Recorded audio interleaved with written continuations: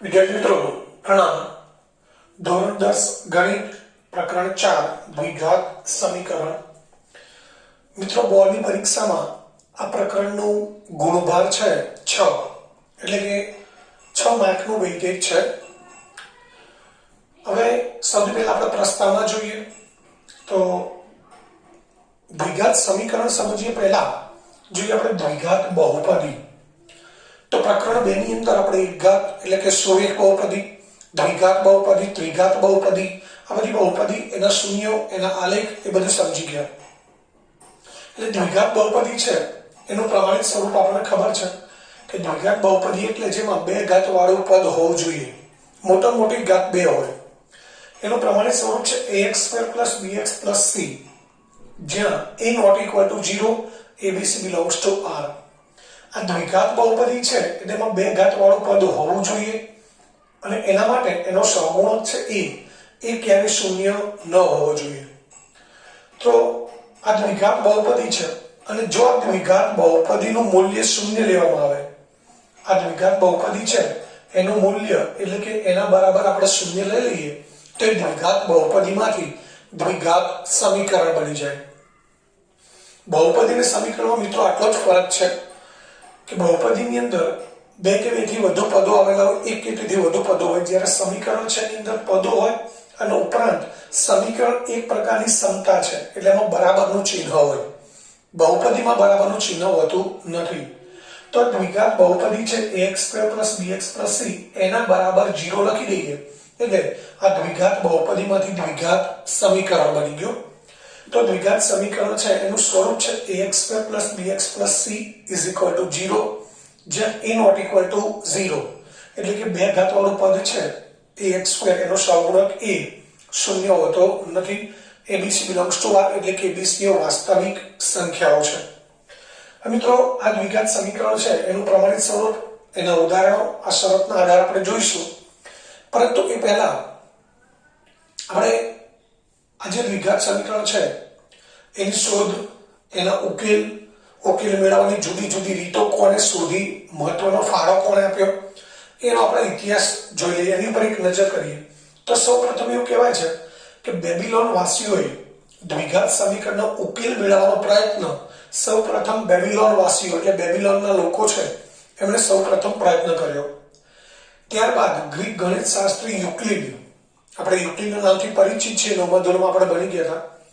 તો યુક્લિડે પણ આ દ્વિઘાત સમીકરણ છે એના ઉકેલ શોધવાની રીતો વિકસાવી હતી અથવા તો રીતો શોધી કાઢી હતી।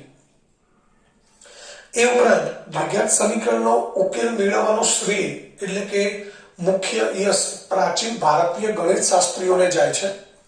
એનું કારણ એ છે કે ભારતીય ગણિત શાસ્ત્રીઓમાં બ્રહ્મગુપ્ત જે ઈસવીસન 598 થી 665 એ સમયમાં આ ગણિત શાસ્ત્ર થઈ ગયા, એમણે દ્વિઘાત સમીકરણના ઉકેલ માટે એક સ્પષ્ટ સૂત્ર આપ્યું હતું। એ સૂત્રનો આપણે અહીંયા અભ્યાસ કરવાનો નથી, પરંતુ બ્રહ્મગુપ્ત દ્વિઘાત સમીકરણના ઉકેલ માટેનું એક સ્પષ્ટ સાચું સૂત્ર આપ્યું હતું। ત્યારબાદ એમના પછી શ્રીધર આચાર્ય જે ઈસવીસન 1025 એમને પણ દ્વિઘાત સમીકરણના ઉકેલ માટે દ્વિઘાત સૂત્ર આપ્યું અને એ સૂત્રની મદદથી જે ઉકેલ શોધીએ છીએ એ ઉકેલ આપણે આ પ્રકરણમાં ભણવાના છે। એટલે શ્રીધર આચાર્યનું જે દ્વિઘાત સૂત્ર છે એની મદદથી કેવી રીતે ઉકેલ શોધાય એ આપણા પ્રકરણમાં ભણવાનું છે અને એમાં પૂર્ણવર્ગની રીતે ઉકેલ શોધવામાં આવે છે। દ્વિઘાત સમીકરણ આપેલું હોય તો એ સમીકરણનો ઉકેલ પૂર્ણવર્ગની રીતે શોધવાનો હોય છે, જે આપણે આ પ્રકરણમાં ભણવાનું છે। ત્યારબાદ અરબ ગણિત શાસ્ત્રી અલ-ખ્વારિઝમી એને પણ એ લગભગ ઈસવીસન 800 ની આસપાસ એમણે પણ વિવિધ પ્રકારના દ્વિઘાત સમીકરણોનો અભ્યાસ કર્યો હતો। ત્યારબાદ અબ્રાહમ બારહિયા નાસી એમણે ઈસવીસન 1145માં યુરોપની અંદર ભિન્ન પ્રકારના જે દ્વિઘાત સમીકરણો છે એના પૂર્ણ ઉકેલ આપ્યા હતા અને એનો ઉલ્લેખ એમનું જે પુસ્તક છે લિબર એમ્બાડોરમ નામનું જે પુસ્તક છે એ પુસ્તકની અંદર આ જે દ્વિઘાત સમીકરણ છે ભિન્ન પ્રકારના દ્વિઘાત સમીકરણ એમના પૂર્ણ ઉકેલ કેવી રીતે આપ્યા એ પુસ્તકની અંદર એનો સમાવેશ કરેલો છે. તો આ મિત્રો દ્વિઘાત સમીકરણ છે એનો જે ઇતિહાસ છે, ભૂતકાળ છે, કે એના ઉકેલ મેળવવાના પ્રયત્નો કયા કયા ગણિત શાસ્ત્રીઓ કર્યા એનો અહીંયા ઇતિહાસ છે. ઘણી વખત આમાંથી પણ ક્યારેક ટૂંકમાં ઓબ્જેક્ટિવ પ્રશ્ન પૂછાતા હોય છે. હવે આપણે જે દ્વિઘાત સમીકરણ અને એનું પ્રમાણિત સ્વરૂપ અને એના ઉદાહરણો જોઈશું.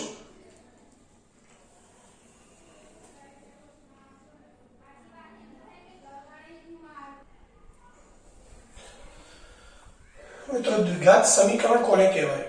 તો એબીસી એ વાસ્તવિક સંખ્યાઓ છે તથા a not equal to 0.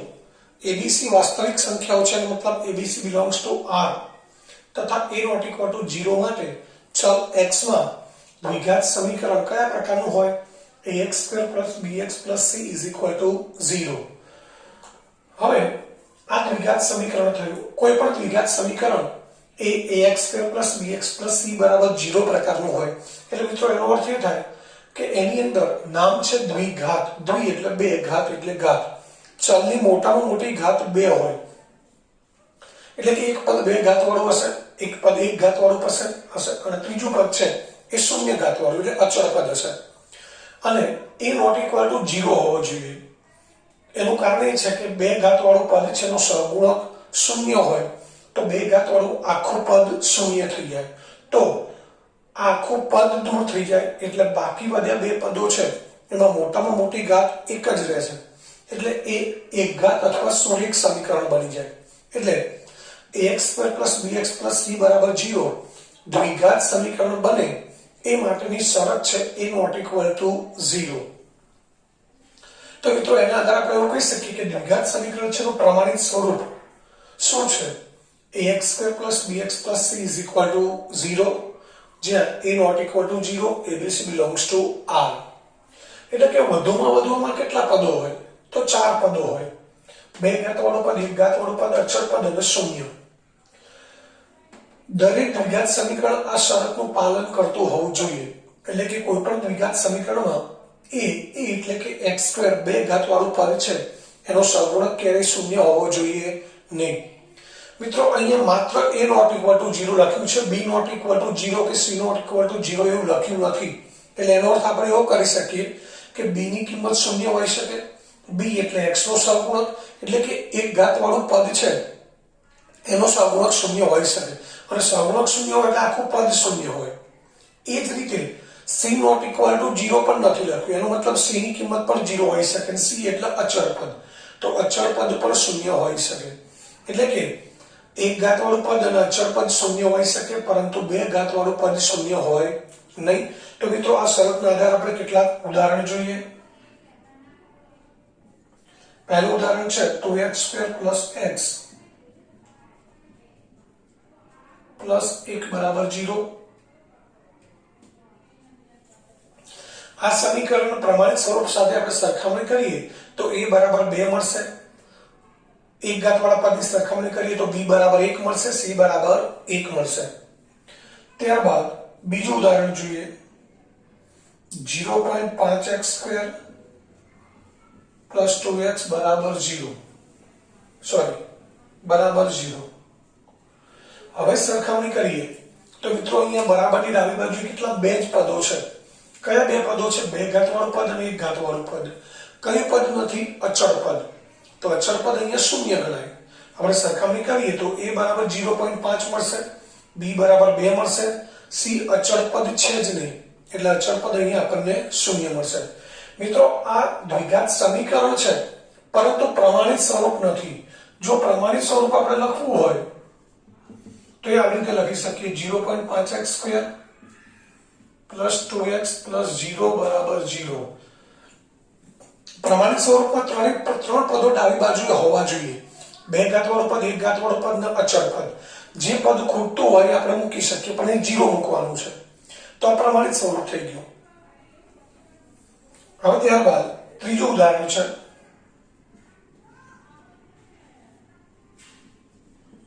√3x² - 3 = 0. તો મિત્રો અહીંયા પણ 2 જ પદો છે, 2 ઘાત વાળું પદ અને અચળ પદ. બે ઘાતવાળું પદ અચળ પદ છે, એક ઘાતવાળું પદ નથી. તો આની સાથે સરખામણી કરો તો a બરાબર √3 મળશે. b એટલે x નો સહગુણક, અહીંયા x વાળું પદ છે જ નહીં એટલે b ની કિંમત 0 મળશે. c એટલે અચળ પદ અને અચળ પદ છે -3. તો આપણે અહીંયા લખી શકીએ a બરાબર √3, a બરાબર √3, b બરાબર 0, c બરાબર -3.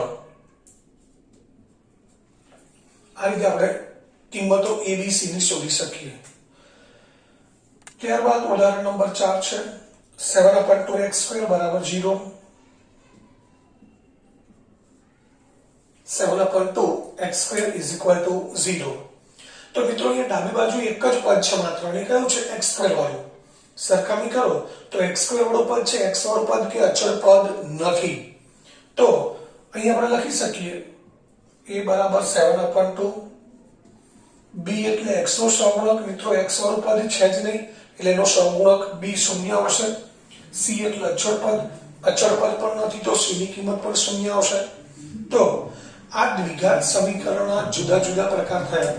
પહેલું છે એની અંદર બધા જ પદો છે ડાબી બાજુએ, બે ઘાતવાળું પદ, એક ઘાતવાળું પદ, અચળ પદ.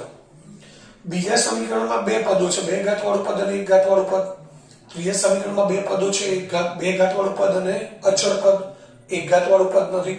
ચોથા ઉદાહરણમાં માત્ર બે ઘાતવાળું એક જ પદ છે, એક ઘાતવાળું પદ પણ નથી, અચળ પદ પણ નથી. તો આ દ્વિઘાત સમીકરણના જુદા જુદા પ્રકાર થયા. હવે આપણે જઈએ સ્વાધ્યાય 4.1 ઉપર.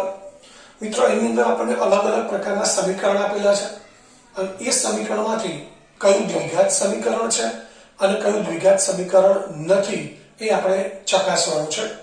તો હવે જોઈશું સ્વાધ્યાય 4.1.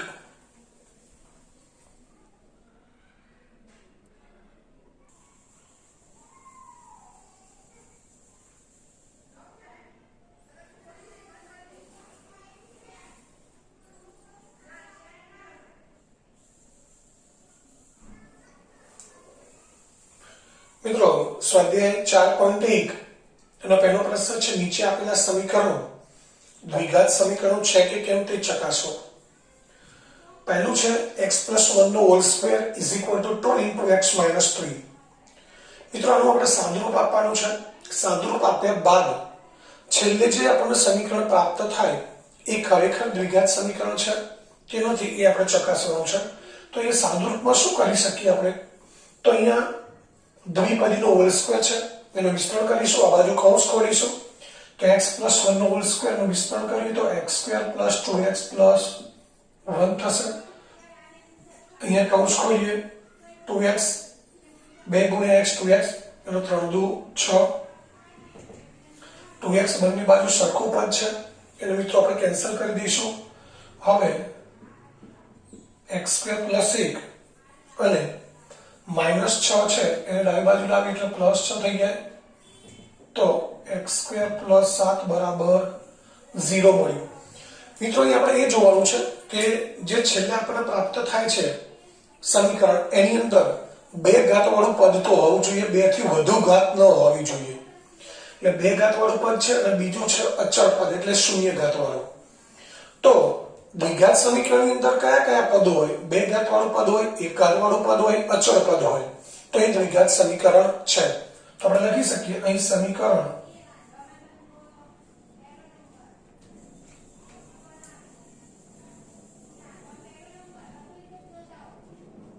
ax² + bx + c બરાબર 0 પ્રકારનું છે,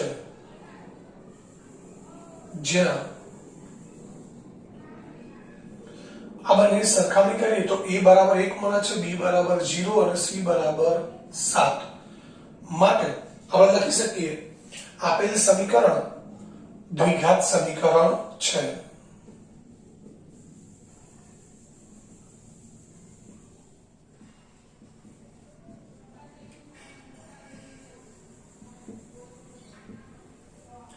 તો આ રીતે સાદુરૂપ આપી અને ત્યારબાદ જે સમીકરણ વધે એ પ્રમાણિત સ્વરૂપ ax² + bx + c બરાબર 0 પ્રકારનું હોવું જોઈએ, જેમાં a શૂન્ય ન હોવો જોઈએ, b અને c કોઈ એક અથવા તો બંને શૂન્ય હોય તો પણ ચાલે.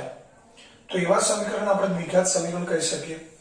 ત્યારબાદ બીજું છે x² - 2x is equal to -2 into 3 minus x. x² - 2x is equal to -2 into 3 minus x. તો મિત્રો અહીંયા પણ આપણે સાદુરૂપ આપીશું. ડાબી બાજુ તો સાદુરૂપ આપવાનું કોઈ છે નહીં. જમણી બાજુ છે એમાં -2 નો 3 અને -x ની સાથે ગુણાકાર કરીશું. x² - 2x -2 ગુણ્યા 3 એટલે -6 અને માઇનસ માઇનસ +2x. મિત્રો આ બાજુ -2x છે, આ બાજુ +2x છે. બરાબરની સામસામેની બાજુએ સરખા ચિહ્નવાળા અને સરખા પદો ઉડી શકે. અહીંયા 2x પ્લસ હતા, અહીંયા 2x પ્લસ હતા, તો આપણે કેન્સલ કરી શક્યા. અહીંયા 2x માઇનસ છે, અહીંયા 2x પ્લસ છે, તો એ કેન્સલ થશે નહીં. તો હવે શું કરવું પડશે? જમણી બાજુના બંને પદોને ક્યાં લાવવાના? ડાબી બાજુ. આપણે બરાબરની જમણી બાજુએ શૂન્ય લાવવું છે, એટલે જમણી બાજુના બંને પદોને ડાબી બાજુ લાવીએ. તો x² - 2x પ્લસ 6 -2x બરાબર 0. હવે x² - 2x - 2x -4x plus 6 બરાબર 0. તો અહીં આપણે જોઈ શકીએ છીએ કે મોટા મોટી ઘાત 2 છે, એટલે 2 ઘાત વાળું પદ છે, એ 1 ઘાત વાળું પદ છે, ત્રીજો અચળ પદ છે. તો અહીંયા આ સમીકરણ પણ દ્વિઘાત સમીકરણ છે, કારણ આ સમીકરણ ax² + bx + c બરાબર 0 પ્રકારનું છે. તો લખી શકીએ અહીં સમીકરણ ax² + bx + c બરાબર 0 પ્રકારનું છે.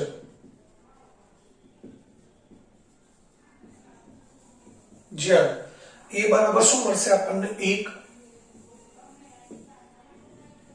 b બરાબર -4, c બરાબર 6 છે.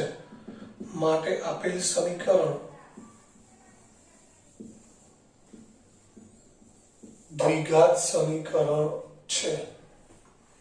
તો આ બીજું સમીકરણ થયું, એ પણ દ્વિઘાત સમીકરણ છે. ત્યારબાદ ત્રીજું છે x - 2 into x plus 1 is equal to x - 1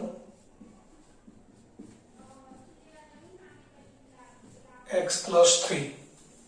તો એ મિત્રો બંને બાજુ દ્વિપદીઓના ગુણાકાર કરવાના છે. આ બાજુ ડાબી બાજુ અને જમણી બાજુ. એટલે ડાબી બાજુ આ બંને કૌંસ ખોલીને એનું વિસ્તરણ કરીએ, જમણી બાજુ પણ બંને કૌંસનું વિસ્તરણ કરીએ, અને પછી સાદુરૂપ આપતા આપણે જોઈએ કે દ્વિઘાત સમીકરણ મળે છે કે નહીં. તો આ કૌંસનું વિસ્તરણ કરવા x નો x સાથે ગુણાકાર કરીશું, x નો 1 સાથે ગુણાકાર કરીએ. તો x નો x સાથે ગુણાકાર કરીએ તો x² થશે, x નો 1 સાથે ગુણાકાર કરીએ x થશે. -2 નો બંને સાથે વારાફરતી ગુણાકાર કરીએ તો -2 ગુણ્યા x એટલે -2x થશે, -2 ગુણ્યા 1 એટલે -2 થશે.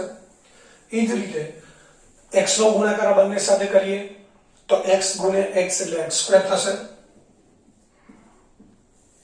x નો ગુણાકાર 3 સાથે કરીએ 3x થશે.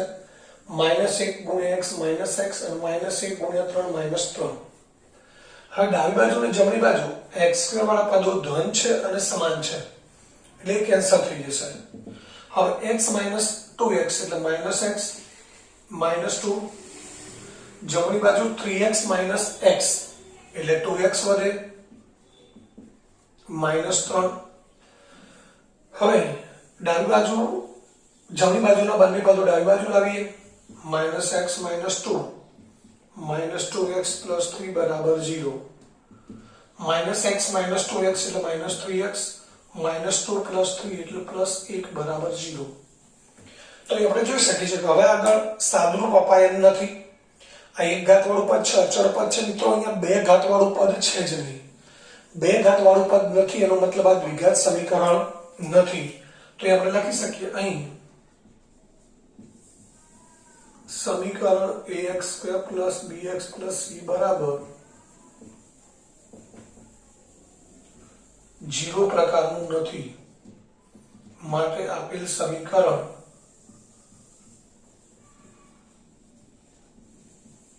દ્વિઘાત સમીકરણ નથી. તો આ રીતે સાદુરૂપ આપતા છેલ્લે જે સમીકરણ મળે એની અંદર મિત્રો આપણે એટલું જ જોવાનું છે કે બે ઘાત વાળું પદ હોવું જોઈએ, એક ઘાત વાળું પદ અને અચળ પદ હોય તો પણ ચાલે, ન હોય તો પણ ચાલે. અહીંયા એક ઘાત વાળું પદ અચળ પદ છે પરંતુ બે ઘાત વાળું પદ નથી, એટલે આ દ્વિઘાત સમીકરણ નથી. તો આ રીતે અહીંયા આ પ્રશ્ન 1 ના 3 દાખલાઓ પૂરા થયા.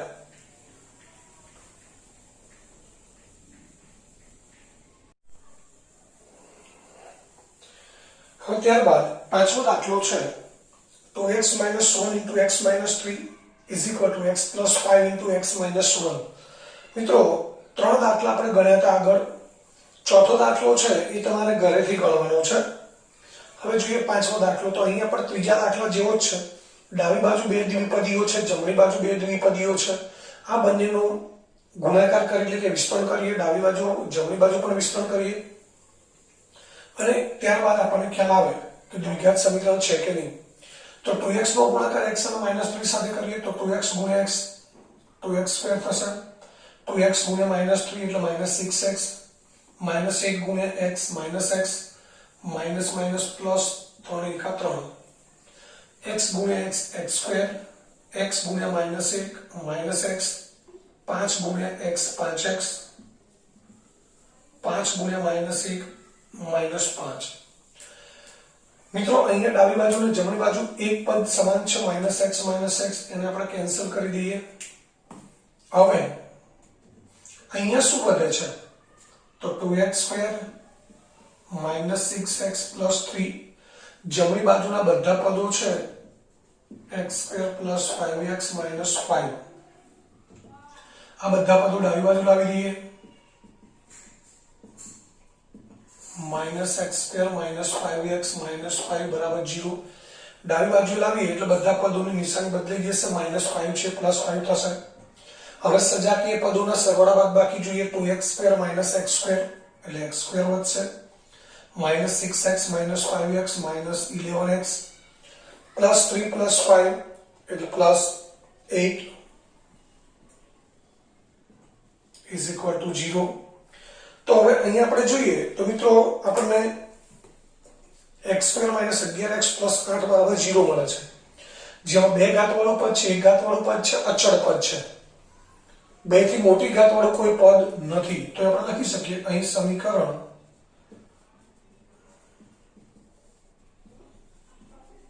ax² + bx + c = 0 પ્રકારનું છે, જ્યાં a = 1, b = -11, c = 8. માટે આપેલ સમીકરણ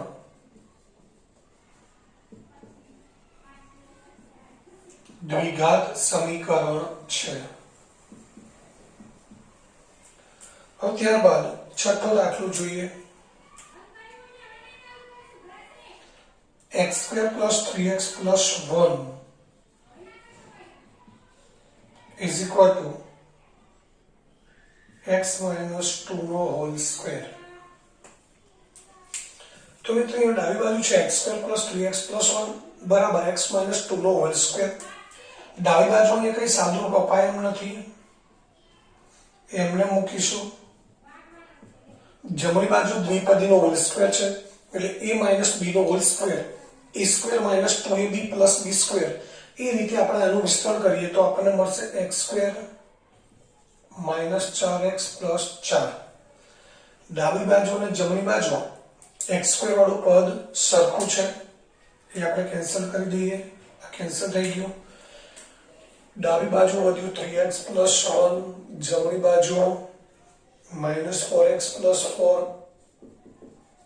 ડાબી બાજુના બંને પદો આપણે જમણી બાજુના બંને પદો ડાબી બાજુ લાવી દઈએ તો +4x - 4 = 0. 3x + 4x 7x, -3 = 0. હવે અહીંયા તમે જોઈ શકો છો એક ઘાત વાળું પદ અને અચળ પદ છે, બે ઘાત વાળું પદ નથી. એટલે આ સમીકરણ ax² + bx + c પ્રકારનું નથી. માટે આપણે કહી શકીએ આપેલ સમીકરણ દ્વિઘાત સમીકરણ નથી. તો અહીં સમીકરણ ax² + bx + c = 0 પ્રકારનું નથી. માટે આપેલ સમીકરણ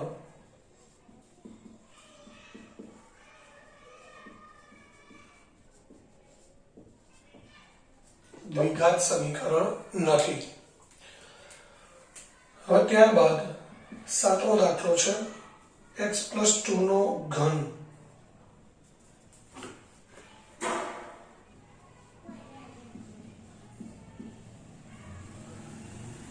is equal to 2x into x square minus 1.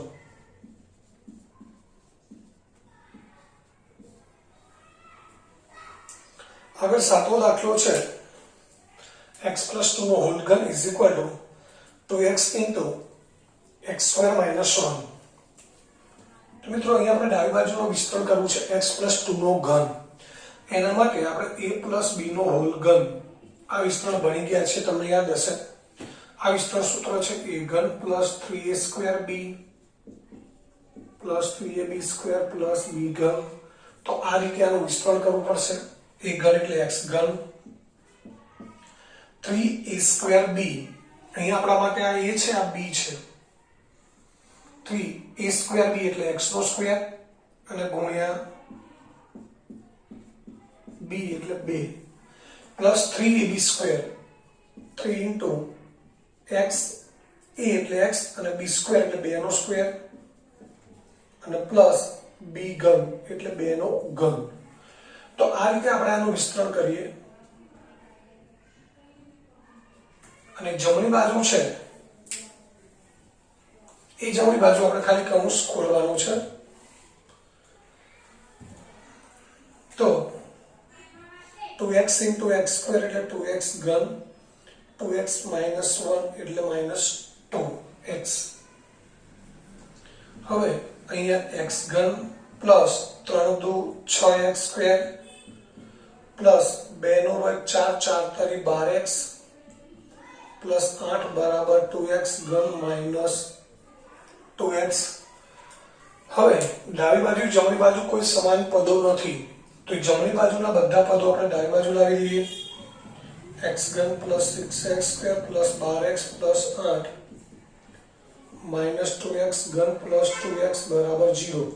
તો x ઘન ડાબી બાજુ આવશે એટલે પ્લસ માઇનસ થશે અને 2x માઇનસ છે પ્લસ થશે.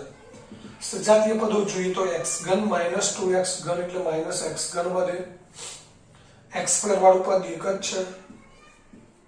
12x પ્લસ 2x 14x અને પ્લસ 8 બરાબર 0.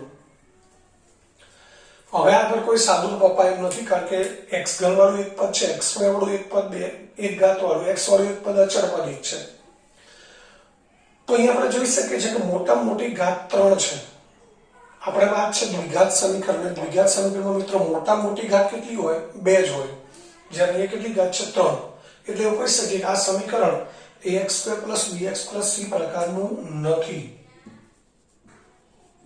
તો અહીં સમીકરણ ax² + bx + c બરાબર 0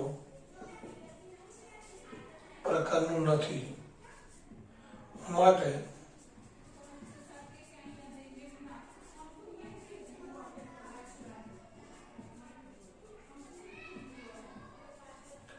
આપેલ સમીકરણ એ દ્વિઘાત સમીકરણ નથી.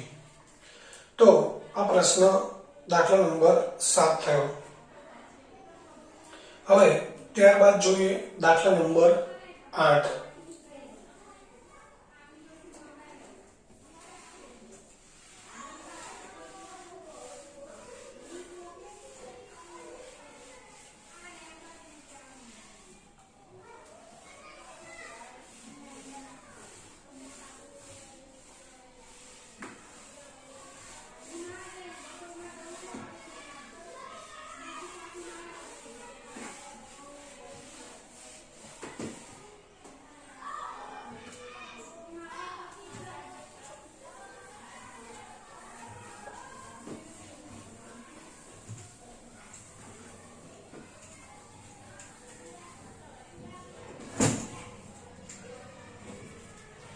દાખલા નંબર 8 છે.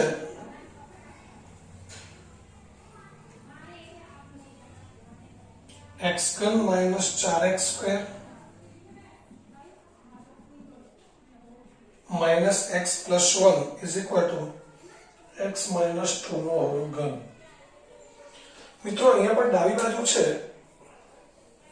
એમાં સાદુરૂપ આપવાની કોઈ જરૂર નથી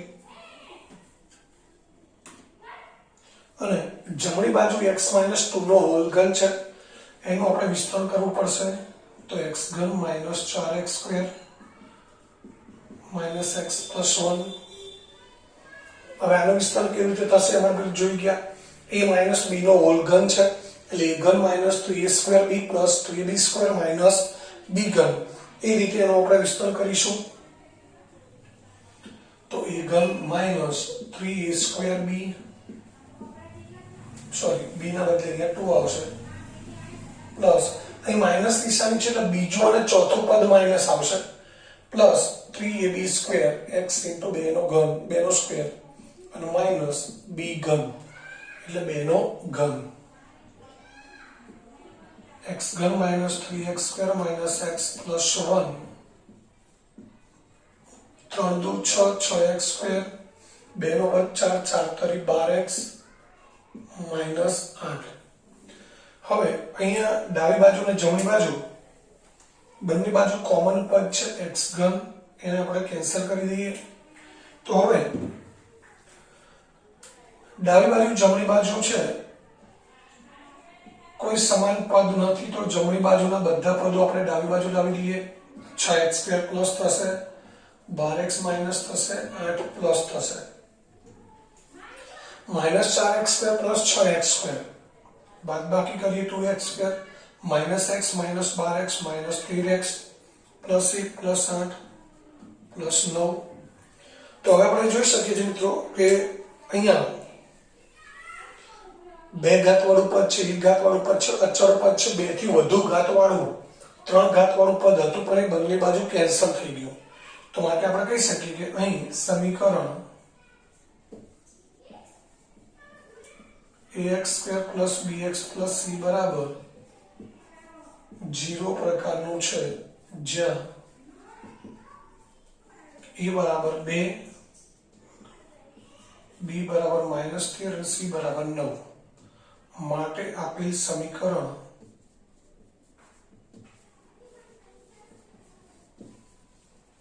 દ્વિઘાત સમીકરણ છે।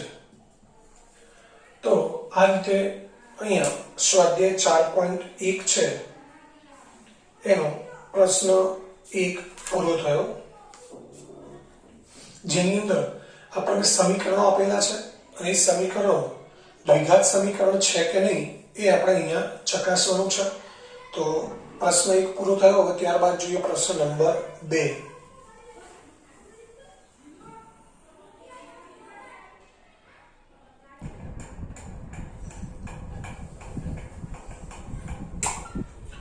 હવે ત્યારબાદ પ્રશ્ન 2 જોઈએ મિત્રો હવે એમાં પ્રશ્ન 2 છે નીચે આપેલ પરિસ્થિતિઓને દ્વિઘાત સમીકરણ સ્વરૂપે દર્શાવો એટલે મિત્રો અહીંયા કેટલીક વ્યવહાર પરિસ્થિતિ અથવા તો કોયડા અથવા તો કોઈ પ્રશ્નો આપેલા છે એને આપણે દ્વિઘાત સમીકરણ સ્વરૂપે દર્શાવવાનું છે ઉકેલ નથી શોધવાનો માત્ર એનું દ્વિઘાત સમીકરણ બનાવવાનું છે તો એમાં પહેલો પ્રશ્ન છે જમીનના એક લંબચોરસ ટુકડાનું ક્ષેત્રફળ એક જમીનનો લંબચોરસ ટુકડો છે એનું ક્ષેત્રફળ છે 528 મીટર સ્ક્વેર તેની લંબાઈ પહોળાઈના બમણાથી 1 મીટર જેટલી વધુ છે મિત્રો લંબચોરસ બોર્ડ છે તો કોઈ પણ લંબચોરસ વસ્તુ હોય એમાં લંબાઈ હંમેશા આપણે જો મોટું માપ હોય લંબાઈ તરીકે લઈએ છીએ એટલે લંબાઈ છે નાનું માપ છે પહોળાઈ લઈએ છીએ તો અહીંયા પણ લંબચોરસ ક્ષેત્રનો ટુકડો છે એની લંબાઈ પહોળાઈના બમણાથી 1 મીટર વધુ છે તો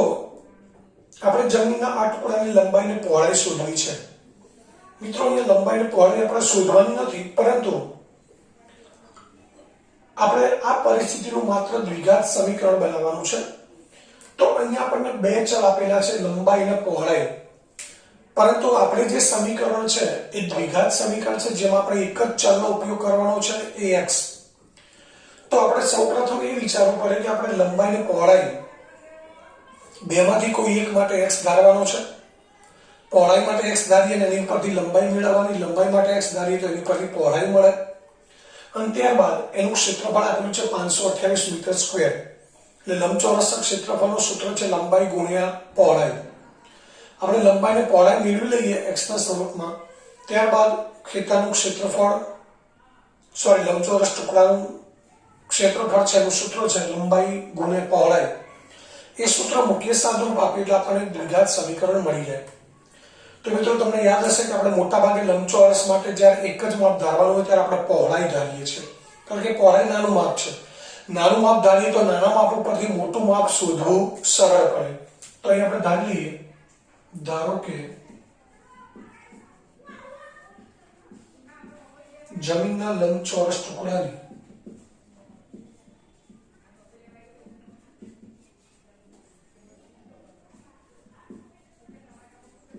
પહોળાઈ બરાબર x મીટર. હવે લંબચોરસ ટુકડાની લંબાઈ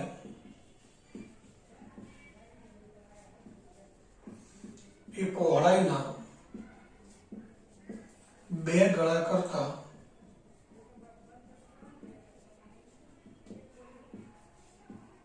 1 મીટર વધુ છે. તો માટે જમીનના લંબચોરસ ટુકડાની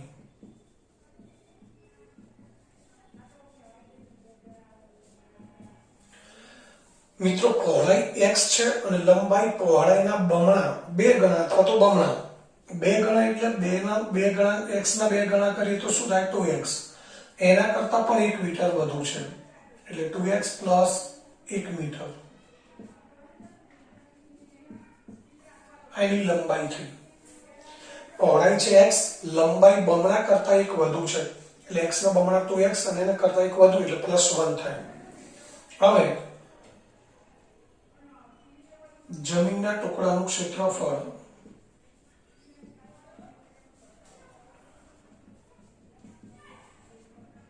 લંબચોરસના ક્ષેત્રફળનું સૂત્ર છે લંબાઈ ગુણ્યા પહોળાઈ.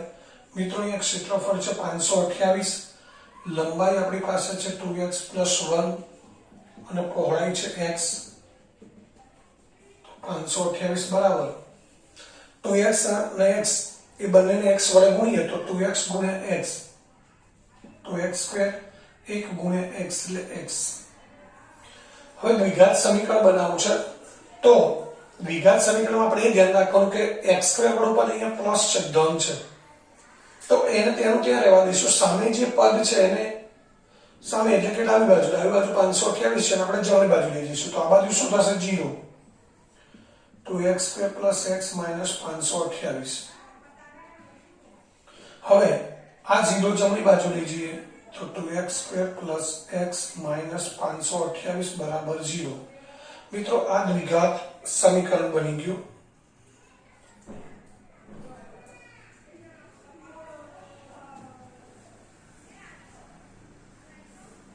ઉપરની જે પરિસ્થિતિ છે એ પરિસ્થિતિને આપણે આ દ્વિઘાત સમીકરણ સ્વરૂપે દર્શાવી શકીએ. 2x square plus x minus 528 બરાબર 0. તો આપણે આ જ રીતે દરેક દાખલામાં કામ કરવાનું છે. હવે જોઈએ દાખલો નંબર 2, જેમાં 2 ક્રમિક ધન પૂર્ણાંકોનો ગુણાકાર 306 છે. 2 ક્રમિક ધન પૂર્ણાંક એટલે એક 15 હોય તો એક 16 હોય, એક 22 હોય તો એક 23 હોય, એક 74 હોય તો એક 75 હોય. એટલે આનો અર્થ એ થયો કે પહેલો જે ધન પૂર્ણાંક છે એના કરતા બીજો ધન પૂર્ણાંક 1 જેટલો વધુ હોય. પણ 2 ક્રમિક અયુગ્મ કે યુગ્મ ધન પૂર્ણાંકોની વાત કરીએ તો મિત્રો યાદ રાખજો, યુગ્મ ધન પૂર્ણાંક હોય તો પહેલો ધન પૂર્ણાંક 12 હોય તો બીજો 14 હોય, એક 34 છે તો બીજો 36 હોય. તો યુગ્મ ધન પૂર્ણાંકની વાત કરીએ તો પહેલો તમે x લાવો તો બીજો એના કરતા 2 વધુ છે એટલે પહેલો ધન પૂર્ણાંક x હોય તો બીજો x + 2 હોય. કારણ કે યુગ્મ ધન પૂર્ણાંક છે એટલે પહેલા ધન પૂર્ણાંક કરતા બીજો ધન પૂર્ણાંક 2 જેટલો જ વધુ હોય. એવું છે 34 કરતા 36 2 વધુ છે. અયુગ્મ ધન પૂર્ણાંકની વાત હોય તો એક 23 હોય તો બીજો 25 હોય, એક 51 હોય તો બીજો 53 હોય. એટલે અયુગ્મ ધન પૂર્ણાંકમાં પણ પહેલા ધન પૂર્ણાંક કરતા એના પછીનો ધન પૂર્ણાંક 2 જેટલો વધુ હોય. તો આ ખાસ યાદ રાખીશું. યુગ્મ કે અયુગ્મ ધન પૂર્ણાંક આવે એટલે પહેલો ધન પૂર્ણાંક x હોય તો બીજો x + 2 જ હોય, પણ ક્રમિક ધન પૂર્ણાંક હોય તો પહેલો 12 હોય તો બીજો 13 જ હોય, એટલે એ એક જેટલો વધુ હોય. અહીં આપણને બે ક્રમિક ધન પૂર્ણાંકની વાત કરી છે. તો મિત્રો પહેલો ધન પૂર્ણાંક આપણે ધારીશું x અને બીજો ધન પૂર્ણાંક મળશે x + 1. તો ધારો કે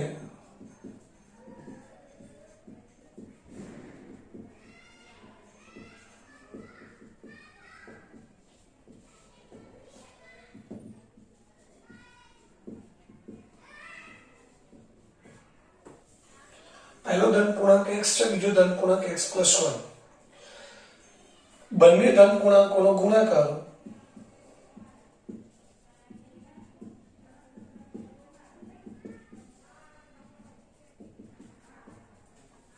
કેટલો આપેલો છે અહીંયા 306. બંનેનો ગુણાકાર કરીએ x × x + 1 બરાબર 306. પહેલો ધન પૂર્ણાંક x છે, બીજો છે x + 1. એ બંનેનો ગુણાકાર આપેલો છે, જેમ રકમ આપી છે એ જ પ્રમાણે આપણે જવાનું છે. તો એટલે કશું અઘરું નથી, ખાલી આ ખબર હોય છે પહેલો ધન પૂર્ણાંક x છે તો એના પછીનો ધન પૂર્ણાંક x + 1 જ હોય, કારણ કે એક જેટલો જ મોટો હોય છે. બંને ધન પૂર્ણાંક આપણી પાસે છે, હવે બંનેનો ગુણાકાર આપ્યો છે તો બંનેનો ગુણાકાર એટલે પહેલો ધન પૂર્ણાંક x, બીજો ધન પૂર્ણાંક x + 1. એ બંનેનો આપણે ગુણાકાર કર્યો બરાબર 306. હવે આ બંનેનો ગુણાકાર કરીએ એટલે x નો ગુણાકાર બંને સાથે કરીએ, x × x x² અને x × 1x. 306 ને ડાબી બાજુ લાવીએ તો આ મળી ગયું આપણને દ્વિઘાત સમીકરણ x² + x - 306 બરાબર 0. તો આ આપણું દ્વિઘાત સમીકરણ મળી ગયું. હવે જોઈએ આપણે દાખલા નંબર 3 અને 4.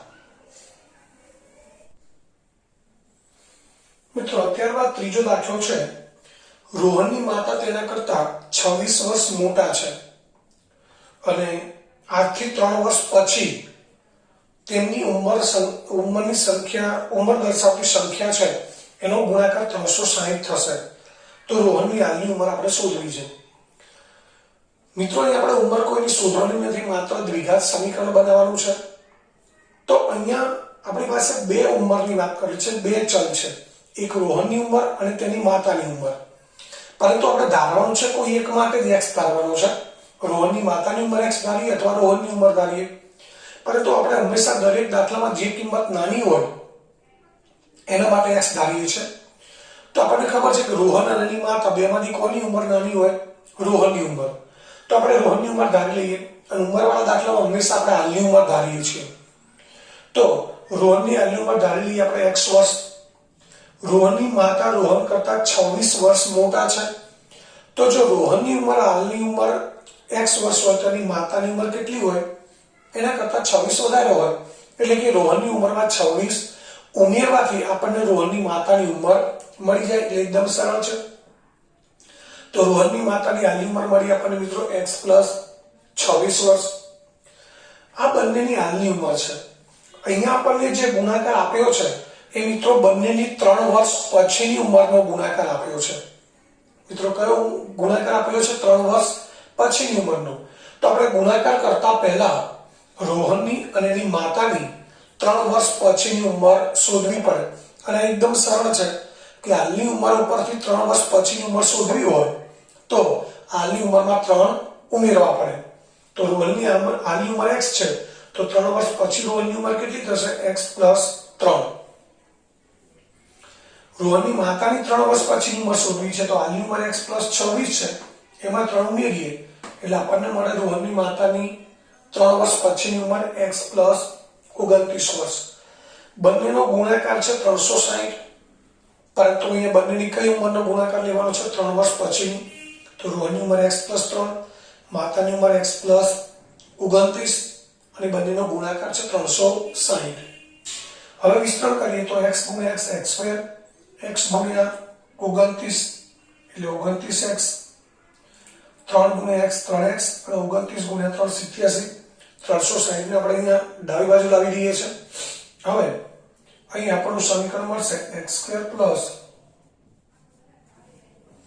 29x પ્લસ 3x એટલે 32x થશે અને 87 પ્લસ છે 360 માઇનસ છે એટલે કે 360 માંથી 87 બાદ કરી એટલે મળશે 273 એટલે x² પ્લસ 32x માઇનસ 273 બરાબર 0.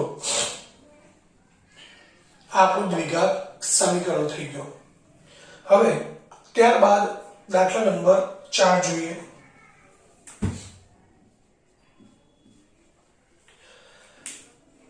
હવે એની રકમ છે એક ટ્રેન 480 કિલોમીટરનું અંતર અચળ ઝડપથી કાપે છે. એક ટ્રેન રેલવે ટ્રેક ઉપર દોડી રહી છે અચળ ઝડપથી, એટલે ઝડપ વધઘટ થતી નથી. 480 કિલોમીટરનું અંતર કાપે છે. જો ઝડપ 8 કિલોમીટર પ્રતિ કલાક ઓછી થાય, એની જે ઝડપ છે એના કરતા 8 કિલોમીટર પ્રતિ કલાકની ઝડપ ઓછી કરવામાં આવે તો તેને એટલું જ અંતર, એટલું એટલે કેટલું, 480 કિલોમીટર અંતર કાપતા 3 કલાકનો સમય વધુ લાગે છે. મિત્રો, આ એક સામાન્ય સમજની વાત છે કે આપણે કોઈ સાયકલ ચલાવતા હોઈએ, કોઈ એક્ટિવા ચલાવતા હોઈએ, ટુ વ્હીલર, ફોર વ્હીલરમાં બેઠા હોઈએ તો આપણે અહીંથી વડોદરા જવું છે, 100 કિલોમીટરનું અંતર છે, એટલું અંતર છે 100 કિલોમીટર. જો આપણી કાર 50 કિલોમીટરની ઝડપે જતી હોય તો 100 કિલોમીટરનું અંતર કાપતા 2 કલાક લાગે. 50 કિલોમીટરની ઝડપ એનો મતલબ 1 કલાકમાં 50 કિલોમીટરનું અંતર કાપે છે તો 100 કિલોમીટર અંતર કાપતા 2 કલાક લાગે. પરંતુ જો આપણી કાર 40 કિલોમીટરની ઝડપે જતી હોય, ઝડપ ઘટી 50 માંથી કેટલી થઈ 40, તો આપણને અહીંથી વડોદરા પહોંચતા કેટલો સમય લાગશે, 2.5 કલાક લાગશે. એટલે ઝડપ ઘટે છે તો અંતર એનું એ જ છે 100 કિલોમીટર જ, પરંતુ ઝડપ ઘટી તો એટલું અંતર કાપવા માટે લાગતો સમય વધે. એવી જ રીતે મિત્રો ઝડપ વધે, ઝડપ જો વધે તો લાગતો સમય ઘટે. આ એક સામાન્ય જો અવેરનેસની વાત છે, સમજણની વાત છે. તો અહીંયા આપણે ટ્રેનની ઝડપ છે એ ઝડપ ધારી લઈશું. મિત્રો, અહીંયા ટ્રેનની મૂળ ઝડપ આપણને આપેલી નથી એટલે આપણે ધારવી પડશે ટ્રેનની મૂળ ઝડપ.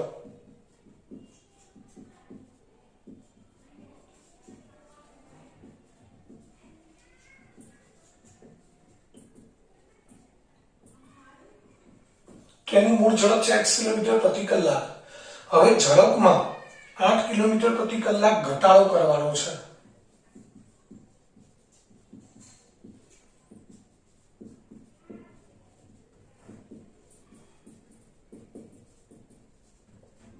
ઘટાડો કરતા નવી ઝડપ કેટલી મળે છે મિત્રો,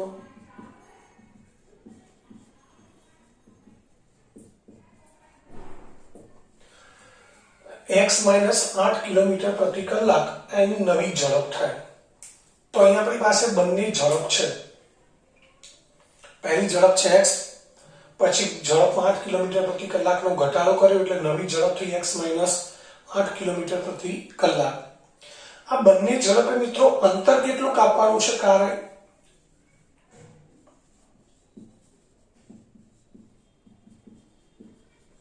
480 કિલોમીટર. ઝડપ x હોય તો પણ 480 કિલોમીટર અંતર કાપવાનું છે. ઝડપ ઘટીને x - 8 થાય તો પણ અંતર 480 કિલોમીટર કાપવાનું છે. પરંતુ હવે છેલ્લે શું કીધું છે કે આ ઝડપ કરતા આ ઝડપ એટલે ઝડપ ઘટી તો પહેલા x કિલોમીટરની ઝડપે 480 કિલોમીટરનું અંતર કાપતા જે સમય લાગતો હતો એના કરતા હવે ઝડપ ઘટી ગઈ, x - 8 થઈ તો પહેલા કરતા 3 કલાકનો સમય વધુ લાગે છે. તો અહીં આપણે સમજવું છે કે ફેરફાર શેમાં થયો, ઝડપમાં આપણે ફેરફાર કર્યો તો સમયમાં ફેરફાર થાય છે. ઝડપ ઘટે છે તો સમય વધે છે. તો મિત્રો અહીંયા પહેલા સમય કરતા પછીનો સમય 3 કલાક વધુ લાગે છે. એટલે આપણને એ ખબર પડવી જોઈએ કે આપણી પાસે આ બંને ઝડપ છે, બંને ઝડપ માટે કાપવાનું અંતર છે. તો ઝડપ અને અંતરની મદદથી આપણે બંને વખતે લાગતો સમય શોધવાનો છે અને એ સમય છે એ સમયનો આપણે તફાવત છે એ કેટલો મળે છે, 3 કલાક. એટલે ધ્યાનથી સમજો, મૂળ ઝડપ અને ઘટાડેલી ઝડપ બંને માટે અંતર તો સરખો છે 480. તો પહેલા કરતા આ 3 કલાક જેટલો સમય વધુ લાગે છે. એટલે એનો અર્થ એ થયો સમીકરણ બનાવવા માટે આપણી પાસે બંને વખતનો સમય હોવો જરૂરી છે. તો એ કેવી રીતે શોધીશું મિત્રો? અહીંયા ઝડપ, અંતર અને સમય. પહેલી ઝડપ કેટલી છે? x કિલોમીટર પ્રતિ કલાક. અંતર કેટલું છે? 480 કિલોમીટર. મિત્રો આપણે ઝડપનું સૂત્ર 9મા ધોરણમાં ભણી ગયા છીએ. ઝડપ બરાબર અંતર છેદમાં સમય. આપણે શોધવું છે શું? ઝડપ અને અંતર તો છે, સમય શોધવો છે. સમય ઉપર લઈ જાઓ, ઝડપ નીચે લઈ જાઓ, તો સમય બરાબર શું થાય? અંતર છેદમાં ઝડપ. તો અહીંયા અંતર કેટલું છે? 480. ઝડપ કેટલી છે? x. અને આ જે સમય મળશે શેમાં મળશે આપણને? કલાકમાં. એટલે આનો અર્થ એ થયો મિત્રો, આ સમજો. પહેલા મૂળ ઝડપ છે x, અંતર કેટલું કાપવાનું છે? 480 કિલોમીટર. અને એ માટે લાગતો સમય. સમય કેવી રીતે મળે? અંતર છેદમાં ઝડપ. અંતર છે 480 કિલોમીટર અને ઝડપ છે x, એટલે સમય મળ્યો 480 છેદમાં x કલાક. હવે આ જ વસ્તુ આપણે ફરી કરવાનું છે નવી ઝડપ માટે. તો બીજી ઝડપ કેટલી છે? x - 8 કિલોમીટર પ્રતિ કલાક. અંતર કેટલું છે? 480. તો સમય કેટલો લાગશે? 480 upon x - 8 કલાક. હવે અહીંયા સમય 3 કલાક વધુ લાગે છે.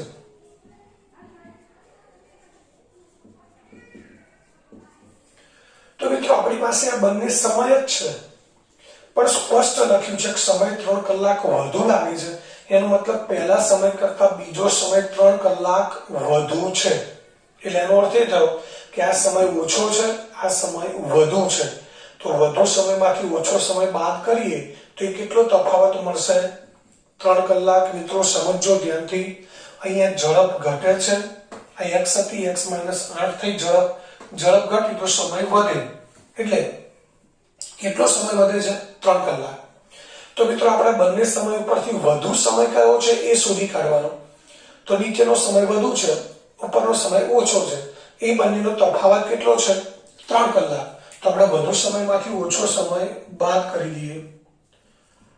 480 upon x - 8 minus 480 upon x બરાબર 3. તો મિત્રો આ રીતે હવે આપણે આનું સાદુરૂપ આપી અને સમીકરણ બનાવવાનું છે. બરાબર સમજી ગયા છો? અહીંયા ઝડપ ઘટી છે તો સમય વધ્યો છે. કેટલો સમય વધ્યો છે? 3 કલાક. એટલે આ વધુ સમય છે, આ ઓછો સમય છે. વધુ સમયમાંથી ઓછો સમય બાદ કરો, એ બાદબાકી આપણને મળે છે 3. સાદુરૂપ આપવા માટે અહીંયા લસા લઈશું x * x - 8.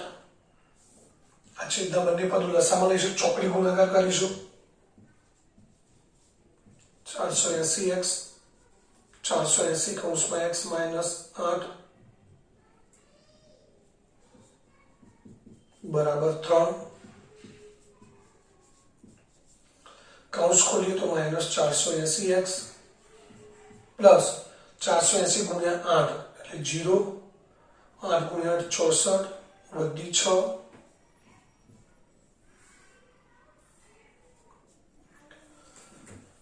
8 ચોક 32, 32 ને 6 38.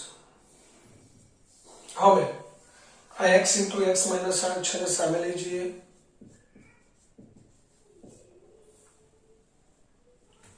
હવે અહીં તમે જોઈ શકો છો 480x પ્લસ છે, 480x માઇનસ છે. એ બંનેને આપણે અહીંયા કેન્સલ કરી શકીએ છીએ. તો હવે અહીંયા શું વધે છે? 3840 બરાબર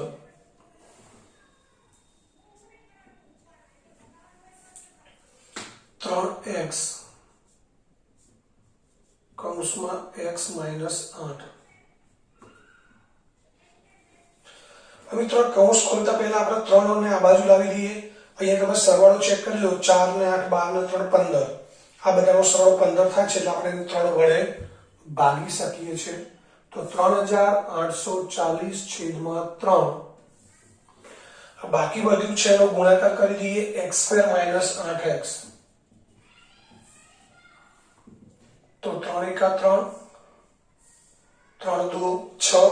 8 માંથી 6 બાદ કરીએ 2 વધે. 3 × 8 24 અને પાછળ 0 બરાબર x² - 8x. 1280 ને આપણે જમણી બાજુ લઈ જઈએ, x² - 8x - 1280 બરાબર 0. તો મિત્રો આ મળી ગયું આપણું દ્વિઘાત સમીકરણ. x² - 8x - 1280 બરાબર 0. તો આજે એક ટ્રેનની ઝડપ વાળો આપણને કુટ પ્રશ્ન આપેલો છે, એને આપણે આ રીતે દ્વિઘાત સમીકરણ સ્વરૂપે દર્શાવી શકીએ. તો મિત્રો અહીંયા આગળ સ્વાધ્યાય 4.1 છે એનો પ્રશ્ન 1 અને 2 પૂરો થયો. તો સ્વાધ્યાય 4.1 ના બંને પ્રશ્નો તમારે હોમવર્કમાં અને ફેર ચોપડામાં બંનેમાં એક એક વખત લખી દેવાના છે.